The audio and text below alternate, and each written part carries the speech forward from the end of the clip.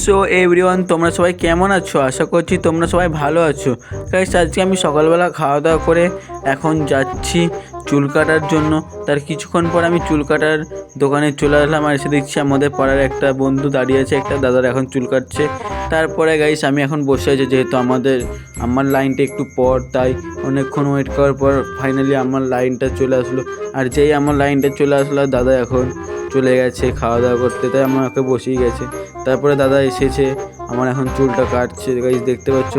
আর আমার চুলটা কাটার পর এখন কেমন লাগছে আমাকে বলো গাইস। এখন আমার ফেস ওয়াশ হবে, তারপরে এখন তোমাদের সঙ্গে হচ্ছে দেখা।